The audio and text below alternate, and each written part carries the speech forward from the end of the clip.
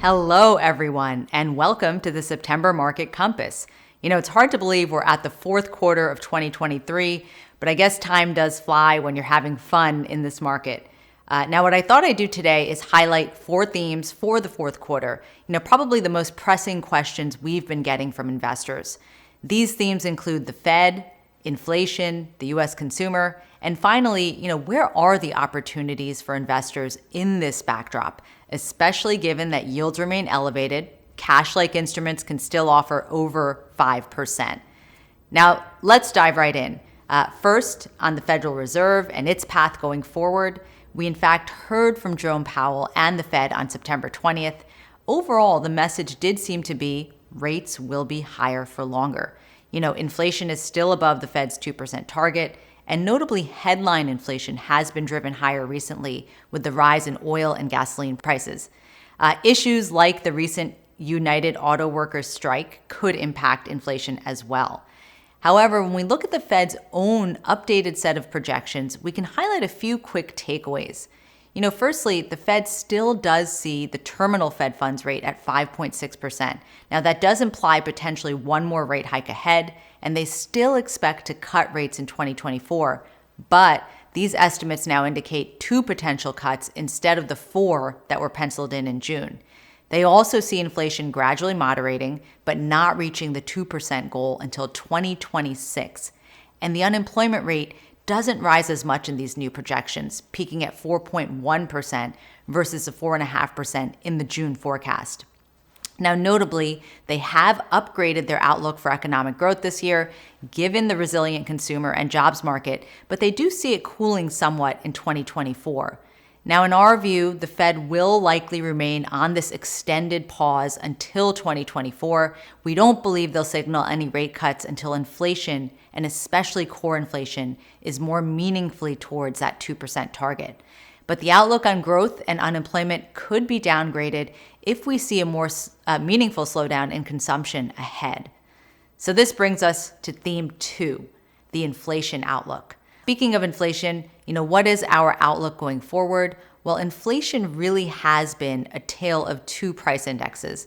Headline inflation, which has come down as low as 3% on CPI inflation, has in the last couple of months ticked higher to 3.7%. This has been driven by higher oil and commodity prices, as well as the easier comparisons after June of last year. Now, while oil prices could stay elevated, it's known to be a volatile series, over time, prices could moderate as demand cools and offsets the recent decreases in supply.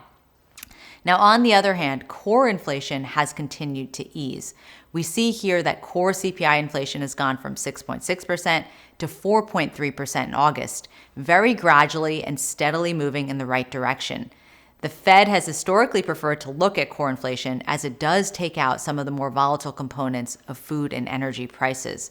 So this trend lower is certainly welcome news for the Fed. And we believe core inflation should continue to moderate. Why is that? Well, we see the shelter and rent components of inflation, which have come down in real time, starting to impact that CPI basket on a lagged basis. We also see wage gains, which have kept core services inflation elevated, continuing to ease as well, especially after the job market has shown some early signs of cooling. And so that brings us to our third theme for the fourth quarter, which is consumer, and specifically consumer fatigue. Now, the consumer, which as we know is the backbone of the economy, has remained quite resilient this year thus far.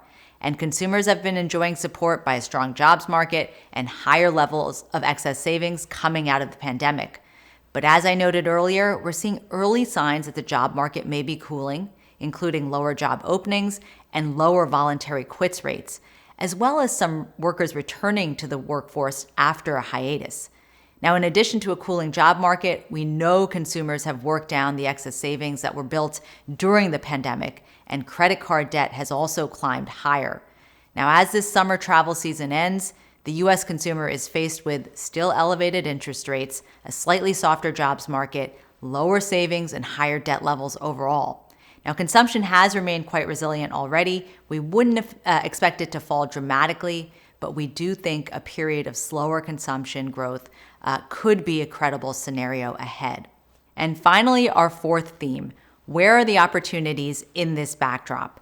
Overall, markets have performed fairly well this year. The S&P 500 is up nearly 16%, and bond markets, while returns are flat, have offered better yields. Short duration CDs and money market funds are offering 5% in many cases, and investors may be wondering if they should park their money here, particularly if consumption and growth are set to slow.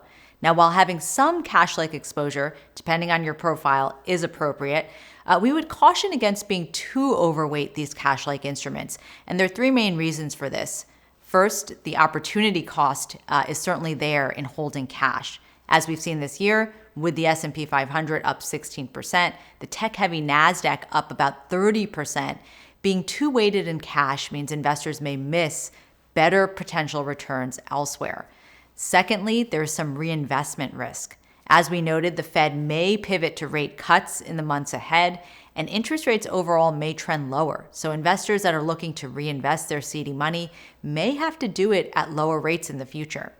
And finally, and probably most importantly, there are interesting opportunities forming in both stocks and bonds. In the stock market over time, especially as we reemerge from any slowdown in the economy, we may see a broadening of market participation. This could include areas like cyclical sectors, small cap stocks, in addition to technology and AI. And in bonds, we have seen an attractive opportunity now forming in longer duration bonds in particular, especially those that are investment grade. This comes as the Fed not only holds interest rates steady, but over time moves them lower.